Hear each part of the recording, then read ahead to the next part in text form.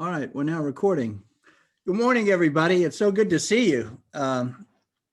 Welcome to the 29th Paparelli Zoom chat for entrepreneurs. I really appreciate you coming. I hope you all had a great Thanksgiving. It seems like it's a slow coming back, but we are coming back again. Here we are going into the second half of the big season, headed for Christmas and for New Year's. The last Zoom chat that we had was we discussed enterprise selling in the midst of the social distancing environment. And my guest was Kevin Colon, who is the VP of Sales for SalesLoft, which is one of the fastest growth startups here in the United States. And he's located they're located in Atlanta. He said a couple of things that really struck me. One is that the silver bullet for enterprise sales is face-to-face.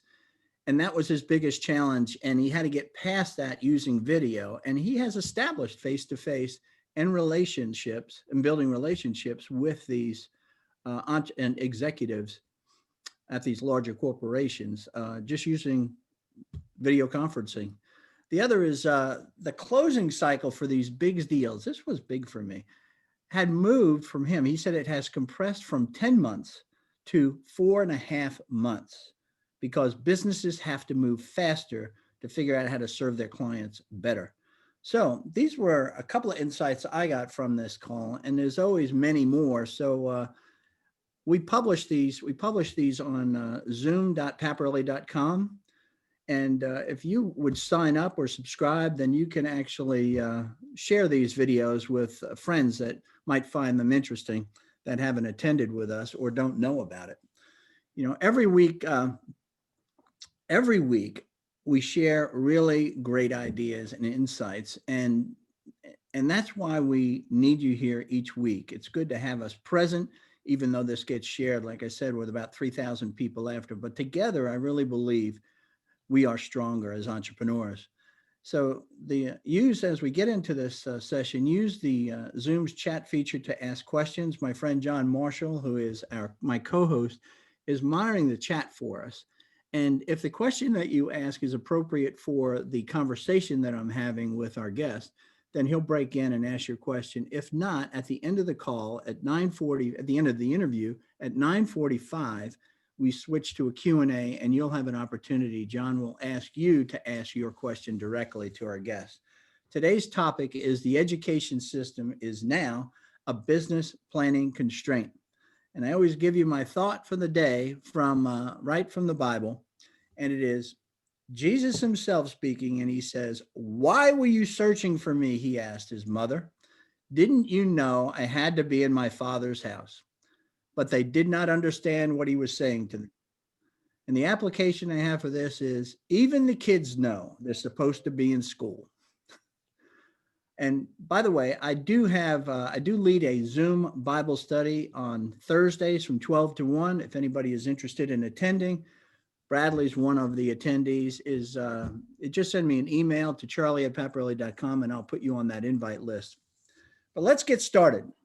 The school system went from a highly predictable to completely unpredictable scheduling system. And this makes planning business, planning projects, and staffing, really difficult. I remember the days when we were planning, and the toughest thing to do is ask questions like, well, when is spring break? And you do a quick search, you knew when spring break was, problem solved. That's not the case anymore. Here's what's happening in New York City from Monday's Wall Street Journal. I picked this up and I wanted to share this with you to show the complexity that the school system's dealing with and the politicians are dealing with, and how that washes back into us as entrepreneurs. It says New York City public schools will reopen on December 7th. Now listen to this. It says about 190,000 of the 335,000 students who chose mixed learning are eligible, the mayor said. The other 145,000 students will remain in remote learning with no target date for return, Mr. Blasio said. The over 500,000 students of all ages who have opted for fully remote learning this fall will continue in that model, according to city officials. And it goes on, it says, many parents have protested the recent closures. And further, the city's teachers union backs the new plan. And yet you just look at this mess that these are in. And our guest today is in the midst of this mess.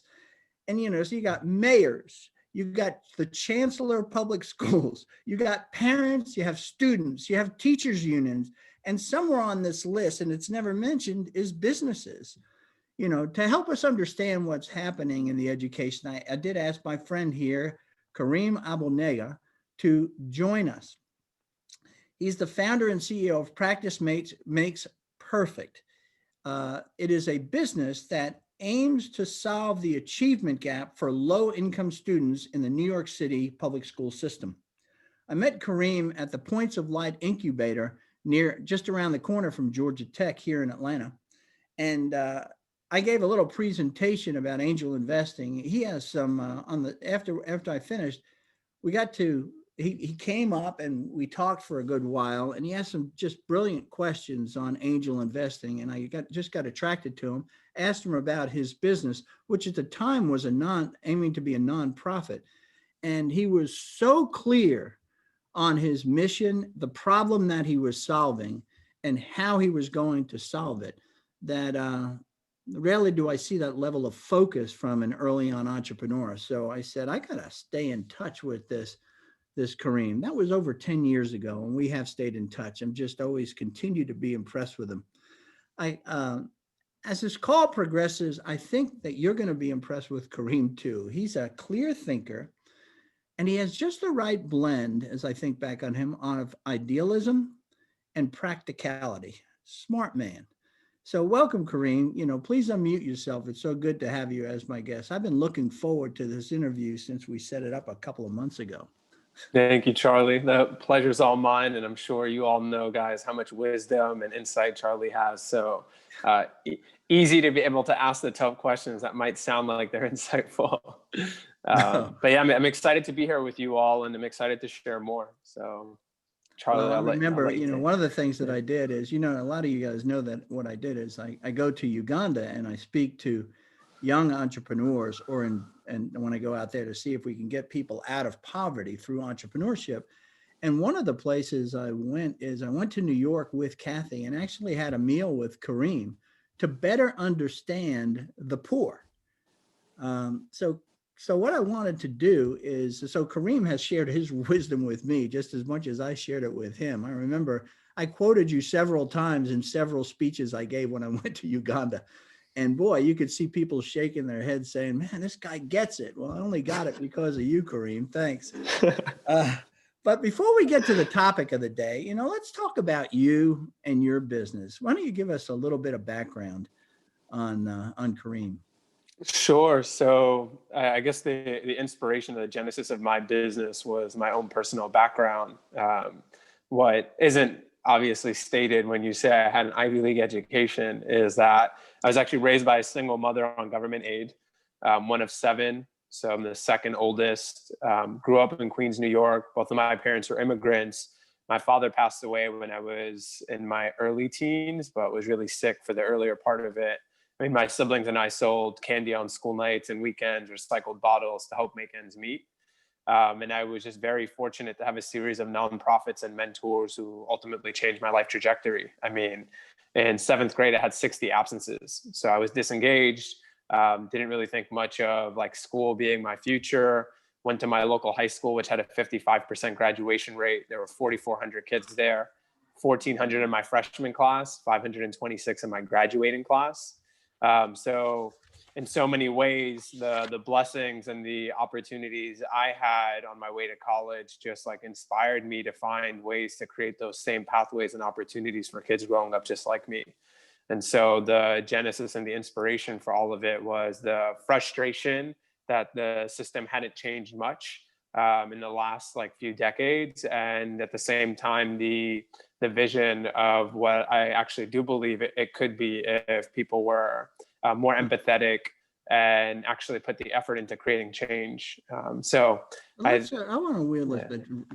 reel this back just a little bit, because you told me a couple of stories that have stuck with me, and I think it'd be worth you sharing them. One is, how did this idea of your mother was, and was it your brother or sister? My older brother, Brother, yeah. probably. There's a dependence there, an interdependence to kind of keep everybody alive and well, Hmm. right? Economically, being on government aid. And so you at one point made a decision that said, I have to leave if I'm going to help. Hmm. Talk a little bit about that and how you actually got into how that whole Cornell deal came together. Yeah, I mean, I guess my senior year of high school, I took the SATs. I scored a 1770 out of 2400, just to put that in perspective for you all. I guess it was a 1230 out of 1600 for people who took it earlier. It put me in the 75th percentile nationwide, but actually put me in the 95th percentile relative to the kids in my high school. So if you look at apples to apples, you would see something there was definitely different. Um, I applied to two schools when I was graduating, MIT because I saw it on Good Will Hunting, and then Baruch because it was a local business school. And you're either going to be a basketball player, an entrepreneur, or a rapper. I couldn't play D1 basketball. I wasn't going to be a rapper, and so the entrepreneurship, like business route, was the way I was going. Didn't get into MIT, and like rightfully so, I didn't have the scores. Probably didn't have a compelling personal statement at the time. Wound up going to Baruch, got a 4.0 my first semester. The SAT is supposed to be indicative of how you're going to do your first year of college. And in my case, clearly it wasn't. And when I decided to transfer, I had a mentor who encouraged me to do it. I got in, and I remember sharing with my mom that had gotten into Cornell. And she just like looked at me and said, like, what's the difference between this school and the school over there? And there's a bad idea. You're just trying to go to this other school so you can run away from your problems. And I don't know that they were my problems as much as they were our problems, like growing up the way we grew up and like not having access to the resources and being dependent on me financially at like 17 or 18. But I just had this like moment where I realized like she doesn't know the difference. She's not going to get it. I'm not going to be able to explain it to her in the amount of time that I need to. And maybe I also didn't have the intellect or the ability to do it at that point in my life. And so I realized that going away was actually going to help me build and like become better so I could come back and be more supportive and more encouraging and more helpful to the family. Wow. And so you Yeah. did, so then that must have been a big difference for you to kind of going to Cornell. Yeah. I mean, and That's it's a opened different so many crowd than the doors. Baruch crowd. Okay. Yeah. No, and it's a blessing, and I have no regrets. And I think I would do it over 100 times, regardless of the amount of pressure and social anxiety I felt doing So something why like didn't that at the you, time. why did you go back? Why were you drawn back to the poor? Why didn't you get like a job where you could make lots of money? Obviously, you were smart enough to get into Cornell. You did really well with it. Yeah. Then you still went back to the poor. I don't know if I went back as much as I feel like I never left. And I think I think part of it was just like, it's part of who I am. It was part of my identity. And then obviously when I got to Cornell, there were things that obviously also made me uncomfortable. So I started learning about the inequality my freshman year as I was transferring. I did my internships on Wall Street. So yeah, when you grow up poor, you like want to be rich, and that's your mindset and that's what's driving you. So I interned at Goldman my sophomore year. I interned at BlackRock my junior year. I was making more money in the summer than my mom was making all year. And my senior year, when I had to make the decision about whether or not I was going to go full time at BlackRock or on Practice Makes Perfect, I made the decision to turn down my offers. And Why didn't you decide? Why didn't you decide? Like you said, as somebody comes from the poor, you want to be rich. So this was you went to Cornell. Why didn't you use that as a stepping off point to sort of change your identity? I'm no longer a poor person. Why didn't you just try to distance yourself from all that? Yeah, I guess I listened to a lot of the older alumni who came back to campus who had been successful and who had achieved the independence and the stuff that I wanted. I realized for me, it wasn't about money as much as it was about a lifestyle and like being able to help people and like solve big problems. And I think the reinforcing like statement from a lot of the alumni who came back who were incredibly successful in my eyes, also the same thing, like you're going to achieve that success not by going to work on Wall Street, but by solving really critical problems for society. And so I felt like I had already started to do that. I cared about the community I was trying to help. And ultimately, like, that was the beginning of it. So, and when I looked around, I saw a lot of my friends who had gotten to Cornell, who had grown up in these lower income households, but had actually gotten out of the lower income schools. So they got into programs like Prep for Prep or Oliver Scholars, these like programs that were meant to take kids who were growing up in low income areas and putting them in these private schools for middle school and high school to save them from their neighborhoods. And for better or for worse, they wound up not being able to connect to their community anymore, but not necessarily being accepted by the social elite at Cornell because they couldn't go on all the ski trips. They didn't have the BMWs. And I'm sure I see Yvonne nodding her head because it's probably the same at Spelman, right? There's an economic divide that exists. So And they were in no man's didn't, land at that point. yeah, and I felt like I didn't have to be that, and I didn't want that. I never thought of my community as being bad. It wasn't labeled as negative. I knew there were a lot of assets there that could be tapped into, and I wanted to help like bring up those assets to build up the community that I was ultimately going to serve. And I've just been in the mindset that, you know, you help people like get up as you're going up on your way there. And I had this unique perspective, for better or for worse, because I went through these schools. I understood how these kids thought. And I could be a positive role model and influence not only for them, but for everyone else in my community. So Well, speak to the starting of practice makes perfect. And, you know, the problem that you actually saw that you're solving, I think came from your background because you experienced it firsthand.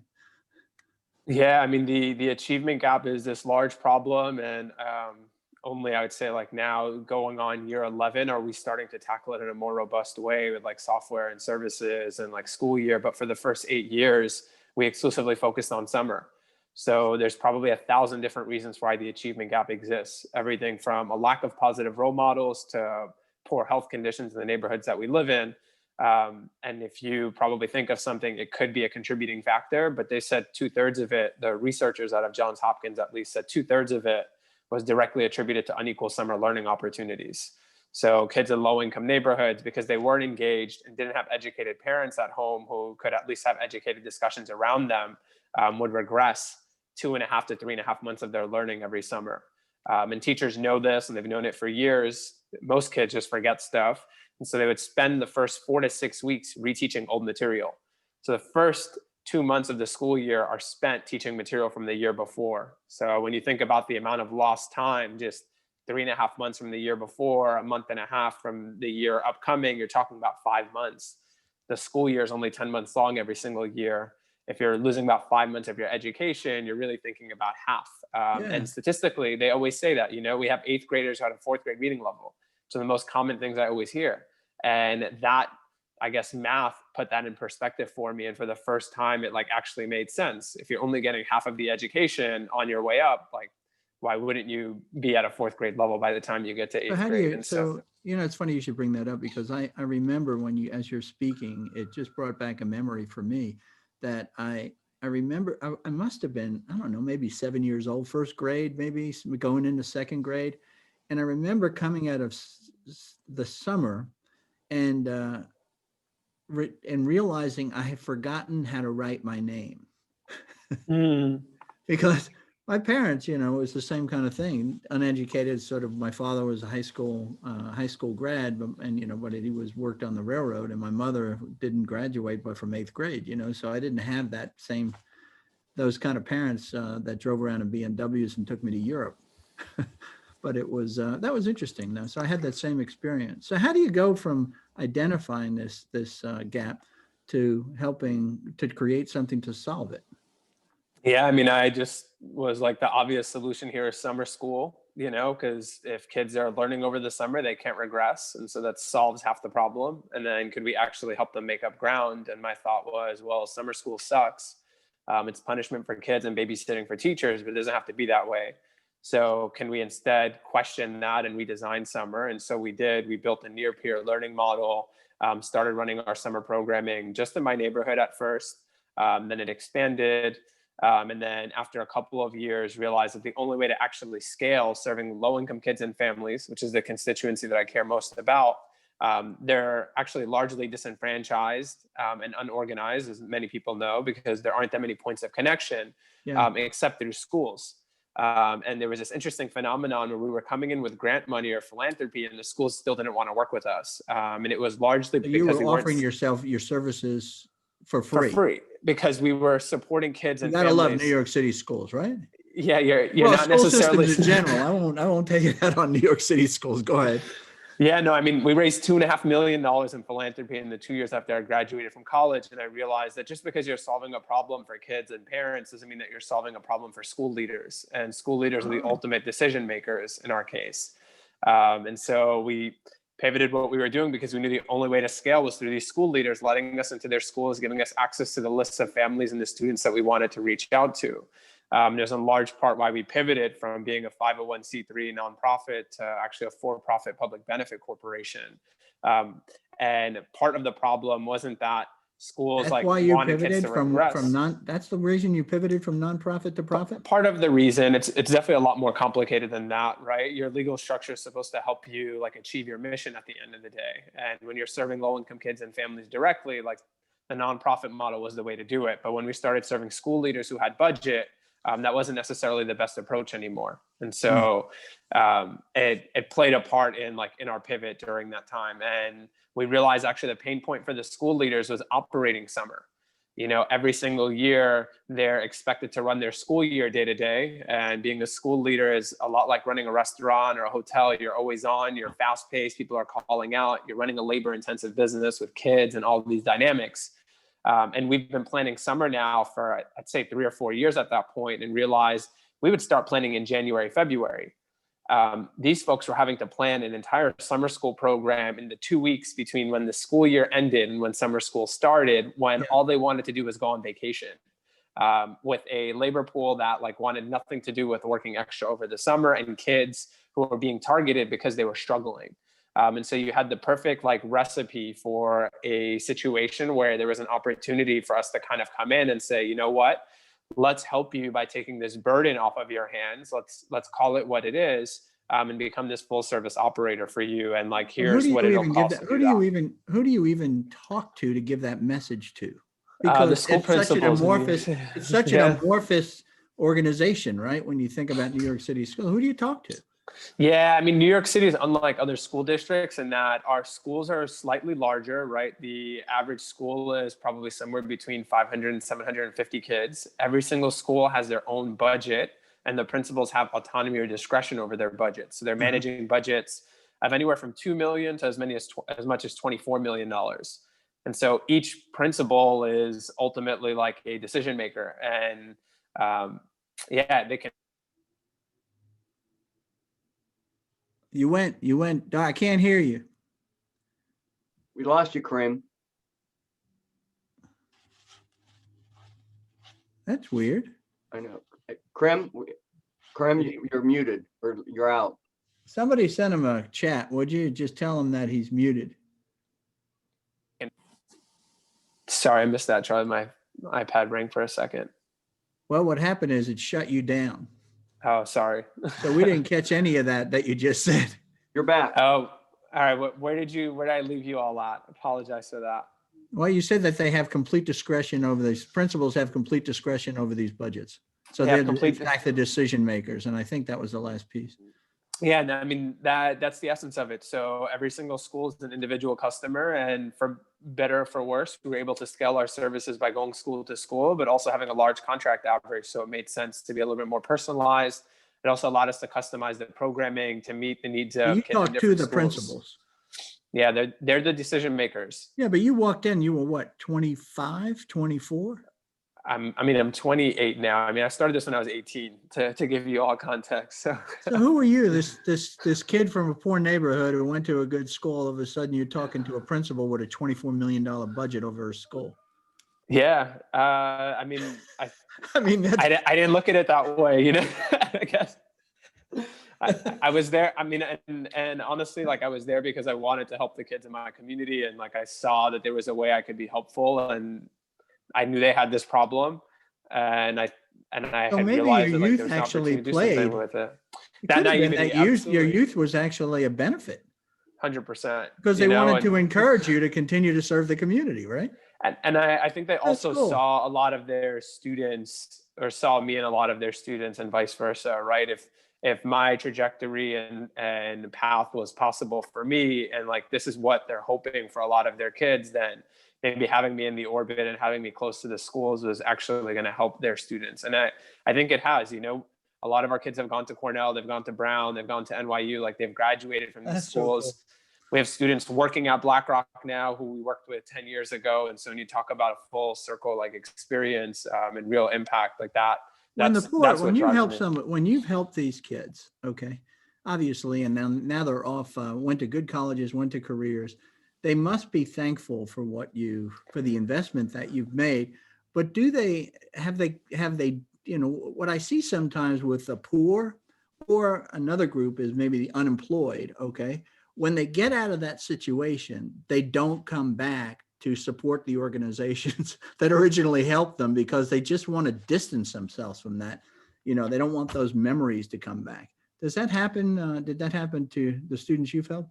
No, I mean, actually, it's been the opposite. And I think it's largely because of what people see as like models, right? And so, and I said this from the very beginning with our near peer mentoring model, right? Like the younger kids will do what the older kids do, right? So if the older kids do the wrong thing, like the younger kids are going to do the wrong thing, because everyone wants to be cool and accepted, right? And cool and accepted is set by the older folks. So if in this case I'm coming back and I'm the one who's saying this is the precedent for what cool looks like, and this is what success looks like, and this is the difference in the impact we have to make in our community, this is what folks who are growing up in those same situations know to be like the cool and the respected and the thing they have to do. And so yeah, it's a lot bigger than just, hey, I'm running this programming. So you get Practice Makes Perfect out of the ground. It's not the nonprofit you thought, turns into a B Corp, for profit. And you've got some great advisors that you had on your board that kind of brought you that way, which is wonderful. And so let's sort of move to kind of where we are kind of now, the things that we went through in 2020. Getting into early 2020, what did Practice Make Perfect look like by the numbers, if you will? I'd say March, right before schools closed, we were about 67 schools. We employed about 180 people. We were actively serving 7,500 students in the schools, but the schools we were supporting reached about 50,000. And so I always think about our impact indirectly as being just as important as the impact we're having directly on students' lives. You had how many, you said employees? Yeah, 181 employees. Like people on payroll? Yeah. Seriously? Yeah. I thought you had a lot of volunteers. These are like people on payroll. No, yeah, we're a large employer in New York City. So, what's the terms that you use? I was reading some of your literature. Like, what do you call the teachers, and what do you call the students, and what do you call the yeah, scholars for students. And then we have our interventionists. So that's literally what they're going in there to do. They're intervening. They're helping students get to grade level in math and reading, but also inspiring them to become better. And that's the term we use during the school year. And over the summer, we call them teaching fellows. So they really are aspiring teachers at that point. We want to get folks who are deciding they want to teach, and then either turning them away or getting them better at their craft before they decide to do it. So it's a realistic job preview. And then you have benefactors, I guess? Not anymore, really. So we used to have the donor base, but since we've gone for profit, we haven't had to, and actually have. Yeah, so New York City schools are paying you money they're paying you to do this work. Exactly. That's it. Okay.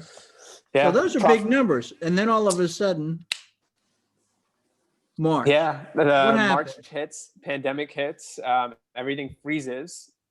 We actually wound up furloughing folks for a couple of weeks, trying to figure out what was going to happen. And then what were your thoughts when it hit? They said kids aren't going to school anymore. You're sitting in your apartment with your new wife and you're thinking, I've got how many full-time employees? Funny enough, I was actually in Chicago that weekend celebrating my wife's birthday.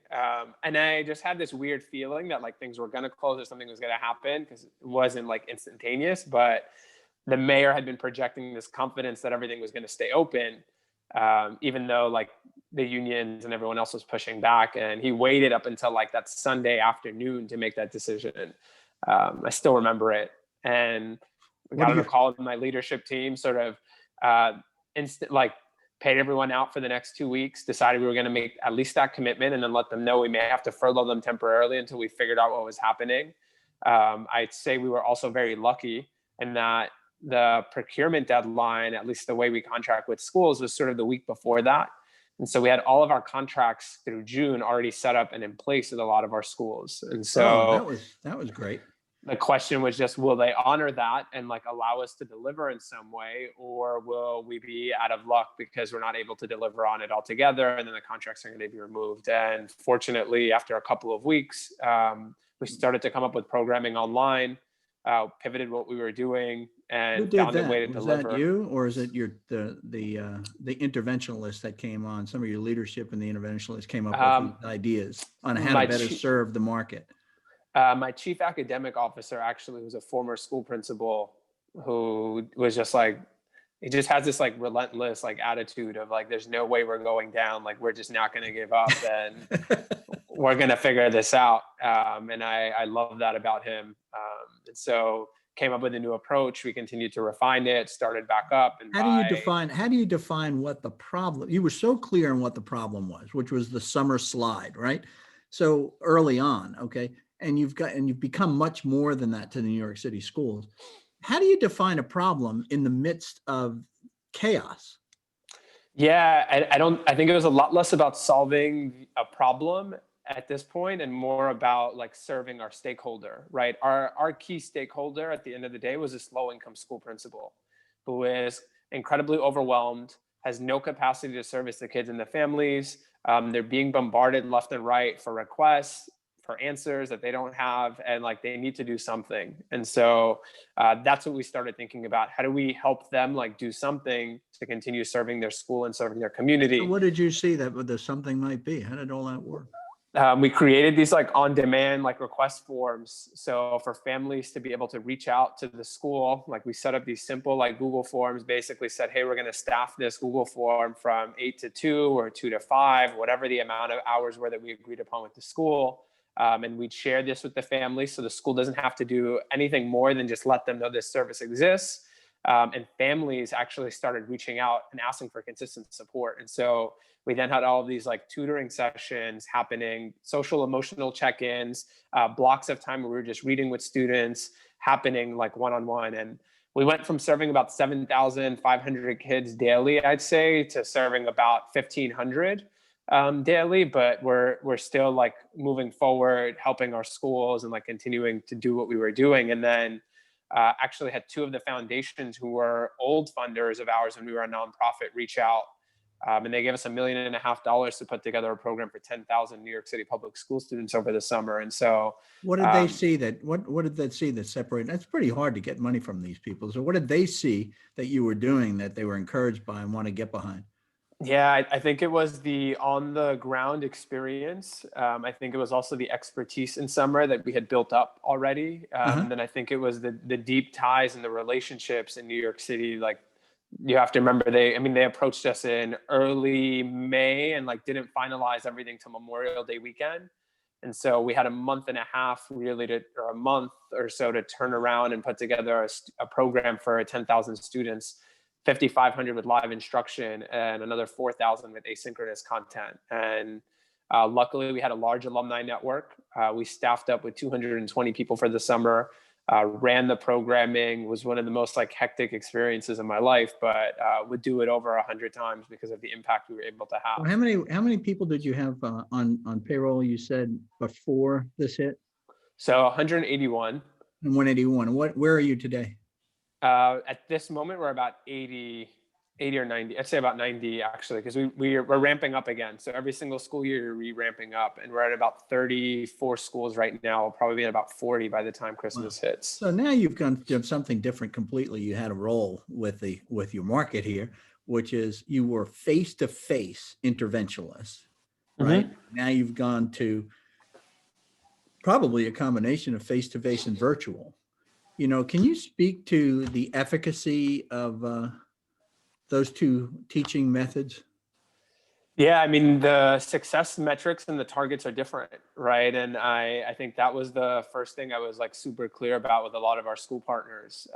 And frankly, like a lot of them weren't concerned with growth as much as they were concerned with the social, emotional, like health of their students, being able to provide some stability in a very unstable environment, and really making sure that there still continue to be connection. And so the way we measured success was like the frequency of the sessions, the number of like times families independently reached out, and how they felt qualitatively about the service experience that they were receiving, which is very different than how we were serving before and how we were measuring our success based on growth from a pre-test to post-test, scholar grades in math and reading. But I think equally as important in this moment. And I think that's the So part where you're not measuring that anymore in this virtual environment? there's no tests yet, right? So there's no state exams. Last year they canceled the state exams. In New York, we have the But what regents at the about high school what about level. the interventionalists? I mean, the interventionalists know if a student is falling behind. I mean, they're teachers, right? I mean, they know. They're dealing with these, and these are low income kids. Okay, so this is another special category given this mess that we're in up there. Okay, so Yeah, no, absolutely. So what Absolutely. are the, And what are the Was teachers internet saying about access this? an issue or concern for the lower income students? yeah, and it still is. I mean, I think the one thing that I always like caution and tell people is that New York City is the largest like school system in the US, right? 1.1 million kids. And that means like we run the gamut. We have everything from really high performing, really well funded schools to like completely under resourced, what could be considered like third world like education or opportunities in some ways because of the wide spectrum and the scale of it. And so I'd say there were about 30% of the school system back in the spring who didn't have access and didn't have devices. There are about 300,000 kids. I think that number is now down to closer to about 60,000 students who don't have devices and don't have internet connectivity. So it's still massive when you think about the size of other school districts in the US, but relative to the number of students in New York isn't as large as it was in the spring. So we still have some work to do, but we're not at like, I guess, ground zero, if that makes sense.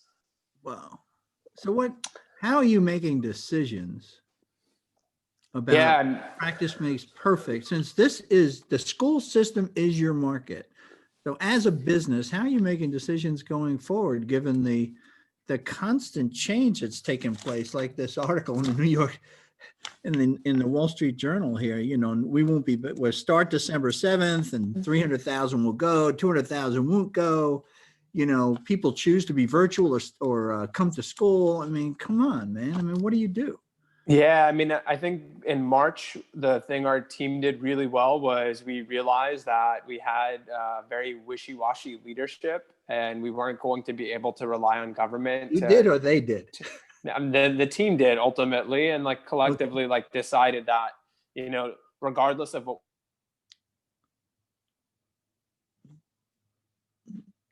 About that again. Yeah. I was saying, regardless of what we were going to do in the spring, we were going to have to make sure that we were flexible enough to be able to operate, whether we were remote or in person, basically. And so all of our agreements this year were set up with that level of flexibility so that we were going to be able to operate whether we started in person or we started online in either condition, and we were going to be able to have continuity in the services. And so the closures and the openings haven't affected us as much. I think the biggest thing has just been the delayed start date. So we lost September because school didn't start on time this year. And so we couldn't really operate any programming. But beyond that, I think we've been fine, we've been flexible. And I think we also came into this in a very fortunate financial position, right? We had 3 years of like really strong profitability. We were in a great position, like a really strong balance sheet, and it gave us the flexibility to think both about the immediate short-term need and the longer-term opportunities that are being unearthed because of this. And policymakers and lawmakers are already starting to think about how do we reverse the pandemic learning loss, and sort of what organizations are going to be well positioned to support low-income children who are disproportionately impacted by this. To make that difference. And so Are they being disproportionately impacted? Yeah, I mean, all the research is showing that. And it goes back to the summer slide too, right? So I didn't talk about this as much in the beginning, but they say there were a bunch of middle-class kids who didn't have any summer programming. Why is it that they were better off than the kids who were low income, who didn't have any summer programming? And the research showed that if you were middle class or middle income, you were more likely to break even. So yes, you didn't make the gains that affluent kids are making, who are traveling the world and in these programs, but they broke even. And that's because their parents were educated and they had educated discussions around them, and that stimulated their minds. That doesn't exist in a lot of the lower income households. The parents are uneducated. They haven't gone to college themselves. They're first generation. They may not even be speaking English at home as a primary language. And so you have all of these sort of like disadvantages that are compounding, and then all of the other stressors, right? The people pushing to bring low income kids back into school. How do you not get completely overwhelmed by the size of the problem and just freeze in place? Yeah, I guess there was this moment when I was maybe 24. I was at a conference, and this guy who'd been in the system for maybe 30 years was getting ready to retire. He got up on the podium and was speaking to a group of about 500 people and said, guys, that term ESL that you all are familiar with, that stands for English as a second language, they're changing it. They're changing it to ENL. And the reason why they're changing it to ENL is because they've realized ENL is English as a new language, is because they've now realized that for a lot of kids who are coming to this country, English is actually their third or fourth language. And people like started clapping. And for me, like my jaw dropped. I had one of those, like, are you effing kidding me moments that it took you guys 40 years to figure this shit out, and realize that it wasn't so much that the folks at the top are trying to oppress or keep people down, but we actually have this apathy gap where the problems that are affecting the people in leadership aren't the problems that are affecting the students. And so any given day when we wake up, we have 1,000,001 problems. And you hinted at this in the beginning when you were talking about keeping any volunteer thing sustainable or going. Well, it's even harder when you're trying to solve problems for people when you don't experience those same problems yourself, right? We all know the most successful entrepreneurs are solving problems that they were intimately familiar with when they started addressing them, because they have a very unique Which is why I went to attachment to the it. Uganda stuff. Yeah. So how am I going to give a talk to people I don't even understand what their problems are, right? So folks talk about oppression and keeping people down. And I realized that after a while, like oppression actually takes effort. And this isn't oppression, this is apathy, right? This is people waking up every single day and saying, I don't care about the problems that affect low income or poor people, and I'm not going to really understand them, and I'm not going to make the effort in the same way to figure them out. Wow. And that if we had more people who could be empathetic, who could turn on to that and inspired to think more about, well, what does this education system really look like? And for the first time, it's become mainstream, right? People can see all of the deficiencies in our system now because it's being done at home. How do we start to fix these? Because they're not impossible problems to address. They just require a little bit more empathy and a little bit more effort and a little bit more attention. So part of my work and part of my journey is getting people to like realize that and understand that they can actually make a really big impact by spending a little bit more effort, a little bit more time there. I love, you could just see the passion just coming out of your eyes. That's it, baby. This is what I do. I'm going to help these people. I'm going to close this achievement gap, which is just fabulous. This last question I have, just to get us back to our sort of a topic here, man, I got 1,000 questions. I love talking to you, Kareem, is to help some of the entrepreneurs on the call and the people that will watch this video is, what do you think that 2021 is going to look like for the education system?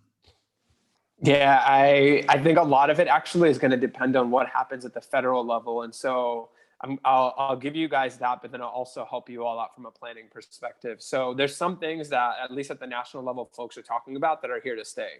And those are a result of like significant behavior and cultural changes, right? A lot of employees don't want to go back to the office 5 days a week anymore. Like that's not a thing.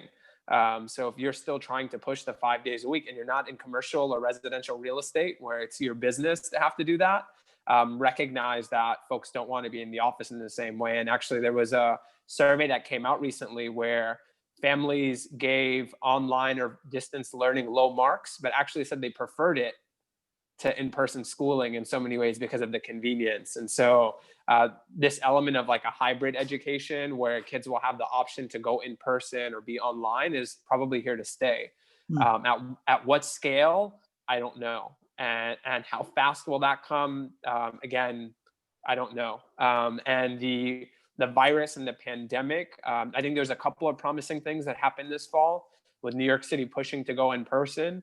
I think people are now confident that the infection doesn't spread in schools. But I think it's more so at the lower school levels. I know I have principals that I've spoken to, and they're like, at the high school levels, the kids just don't care, right? Like social distance, it's not a thing. They see the media saying the virus is really impacting old people. So they're not afraid in the same way. And also when you're talking about lower income schools in general, like folks aren't super optimistic about living really long lives, right? They're very short-sighted in the way that they think because that's the way they've been trained to think.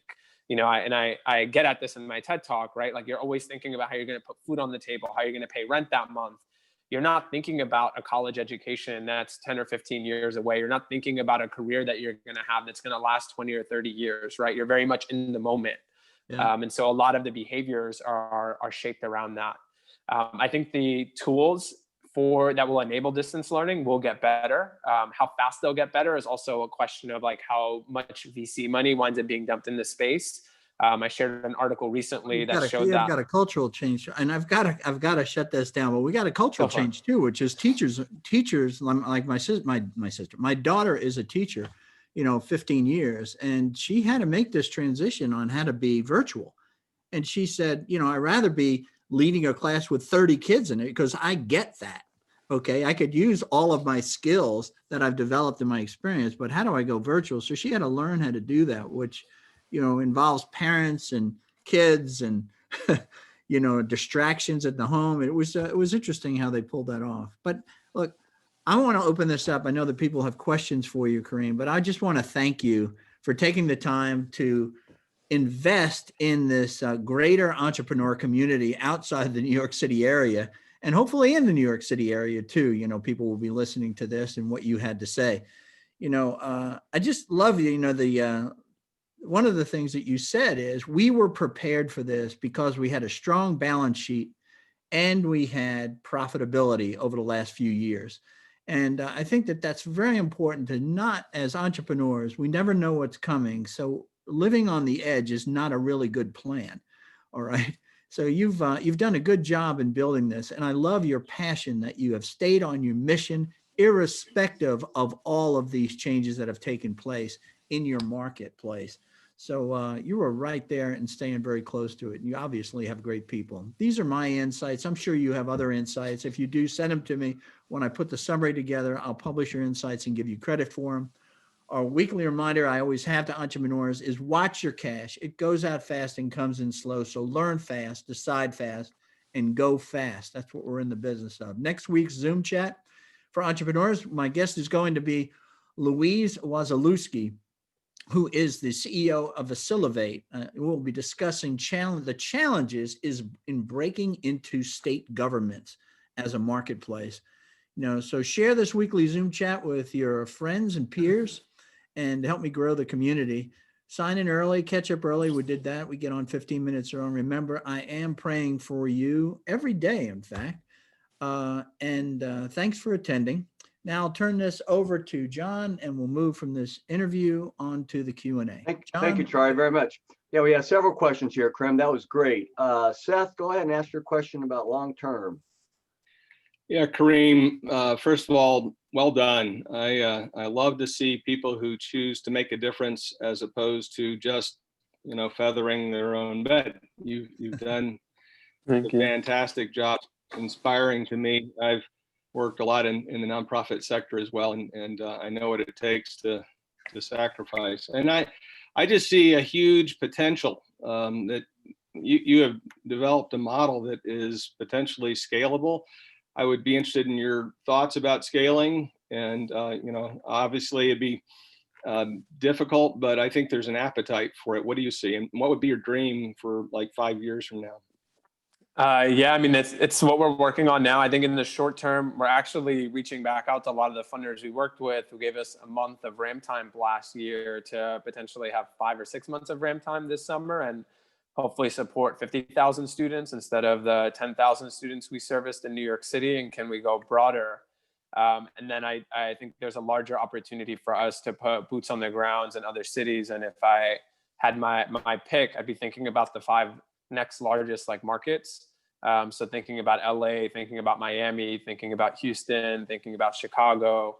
Atlanta isn't in the top 5, unfortunately, not yet, but thinking about these large urban areas where we have a lot of very similar demographic like makeups, leveraging this. And really what we're doing is also bridging the gap between a lot of these colleges and universities, providing some professional training, and then the program support and design to follow up with it. And it's interesting just how large of a gap there is in a lot of urban areas where you have almost more college students or just as many college students as you have in the urban schools themselves. So it's on our map. We're trying to solve the short-term need online, and then hopefully longer term going back in person. The hardest part of education that folks tend to avoid is the service delivery piece, right? Where you're trying to train folks, getting people in there face to face to build those relationships, because it's the relationships that change the lives, not the software, not the extra like tools that we build in, but those tools can help enable more of that. And so we're building more curricular content that'll be online, and we'll be able to provide some of that impact, but I eventually want to go in person and be able to do that at scale. So it's coming. I don't have this is our next city yet mapped out though. Cool. How about for 5 years? Like if you could dream, what would you see in 5 years? Yeah, it's LA, it's Miami, it's Chicago, it's Newark, which is close to us, getting into Baltimore, some of these higher need cities, replicating the same exact model that we have here, where it's boots on the ground, intensive tutoring support, and then using our curriculum and providing that extra training. Oh, man. Great. Thank you, Karim. Dave Klepp has a question, actually a little more personal question. Dave, go ahead, please. Hey, Kareem, I love what you're doing. Thanks so much. Your compassion, your empathy, I think are your critical success factors in why you keep going. And I agree that it pays back much more than money, but it also pays back in frustrations and in obstacles to overcome. And I'm just curious, as a lot of entrepreneurs, we get punched in the face by circumstances a ton. And how do you get back up off the mat after the 20th time? Any tips of tricks that you have found successful? Yeah, I mean, I'm releasing a book in January on purpose-driven social entrepreneurship. And at the end of the day, it sounds simple and sounds silly, but it's understanding your why. Like, it's the same thing that got you started is the same thing that's going to keep you going. And if you have enough conviction in why you're doing what you're doing, like you'll be able to continue pushing forward. And the most successful entrepreneurs I've met who've been doing this for 20 or 30 years, right? I'm 10 years in now. They all say the same thing, just like never give up, right? Like what's the secret to your success? And it's never giving up. And so in so many ways, it's getting up every single time you fall down and just knowing that it's part of the journey. And it is. I think once you accept that and you've been doing this long enough that it's like this, and hopefully it's like slanting upwards slightly, so the lows aren't as low every single time and the highs are slightly higher than they were before, and then being able to maintain that composure throughout it so you're not dependent on the highs and the lows, you'll be a lot more successful for a lot longer. Great. All right, thank you, Dave, for the question. Very inspirational. Any other questions that someone would like to pose to Karim? Go ahead and unmute yourself and fire away. Come on, Yvonne, you got one. I know you do. I have a comment because I have to go, but I've been working with some people in Jackson, Mississippi, Kareem, and a lot of what you talked about, they talked about the problems in the poor neighborhoods and the schools. And so I just want to say that the parents have to be extremely pleased with you providing support for them, because these children are going crazy staying home and doing, remote training, remote learning. So I just want to say, Kareem, thank you. I don't have a question. I'm just applauding you. And I just hope you can take this work everywhere. And I can't wait to get your book. And with that, I need to get off the call and go to my 10 o'clock. Thanks. Thank you. And Charlie, feel free to share my contact information with folks after so we can connect. I know we're pressed for time, but I'm always happy to answer questions after as well, too. Hey, Kareem. When I publish this thing, so go ahead. I'm sorry, Bradley, go ahead. Okay, yeah, Kareem, I had a question. I just learned a little more about KIPP schools in New York. I just learned just a little bit about it, and so I wanted to get your opinion on KIPP schools in general. Do you kind of agree with some of their philosophy or methods? Does your business incorporate some of those things as well, as far as helping students think long term? Sure. So for folks who don't know, KIPP is a large, if not one of the larger, like charter school operators in the US. They run a series of charter schools in New York City as well. I actually know the founders. I know the folks who run the foundation there. They serve low income kids of color. I've always been structure agnostic in that we partner with charter schools, we partner with district schools. Just the majority of our work has come through district schools because they don't have that central like bottleneck in the same way. So with KIPP or with these charter management organizations, it's the central folks who make the decisions about programming. And they don't feel or understand the day-to-day struggles that a lot of our school leaders have in their schools. And so there's this interesting dynamic that shifts when you're working with school principals directly versus the superintendents. They have very different problems. And so principals tend to throw their money at their immediate concerns day to day. Superintendents are thinking more macro level, what's going to help me drive the numbers that I'm held accountable for. And so part of our challenge with some of the charter management organizations is that the principals may want the services, but it has to go through central, who may not solve or may not feel the same exact challenge. But we had a lot of their children in our programs So this you're into summer. an enterprise sale now, is that it? Yeah, I guess that's Yeah, that's great. But our B2C, our consumers are enterprise size folks as well. So in New York. What about I had a question about where you spoke about, it was like the thing I did when I went to you. I want people to understand this, is we don't understand the problems of the poor. Okay, so therefore we become apathetic, right? Well, if we're interested in serving the poor, how do we really find out about those problems and get a better understanding of them so that God can kind of work in our lives and convict us that we should be serving the poor? There's no shortcut there, Charlie. It's doing what you did, right? It's spending the time out of your day to like ask the questions. Like, how do you think about this? The dinner we had, going to Uganda, making those trips, being open-minded, like being ready to listen, coming in with questions instead of answers. And then putting the energy there. And I'd also caution that like one poor person's experience in New York City is very different than a poor person's experience in Rwanda or in Egypt or in Brazil. And so I've even noticed that as we've expanded in communities going from Long Island City to the South Bronx or to Far Rockaway, that the experiences are still different. Even in the city.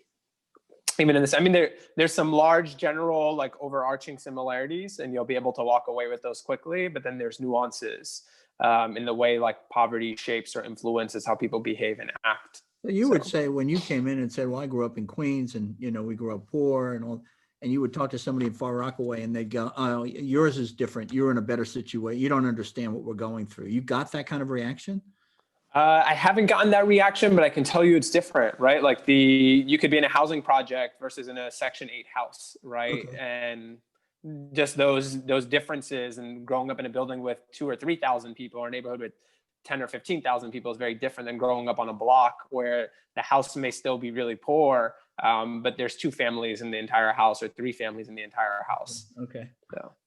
My God, this has been just wonderful. I hope everybody here enjoyed it as much as I did. Kareem, thanks for taking the time. I know that you changed your regularly scheduled update meeting, with your team to do this, and I really appreciate it. I wish you all a Merry Christmas and a Happy New Year. We are going to be meeting though next Wednesday and the Wednesday after that. In fact, the Wednesday after that, next Wednesday's a for-profit company. The Wednesday after that is another fellow like Kareem, 17 years old. He started a nonprofit company and he's gotten it to be self-sustainable. And here he is at 24 years old now, but it's a great story. And I know that you're going to really enjoy it. And so this is so I just want to thank you for attending, and we will get this published on Friday. And I wish you a good rest of the week. God bless you all. You take care. Bye-bye. Thank you Thanks, all. Kareem. Take care. Bye-bye. Charlie, thanks, Kareem.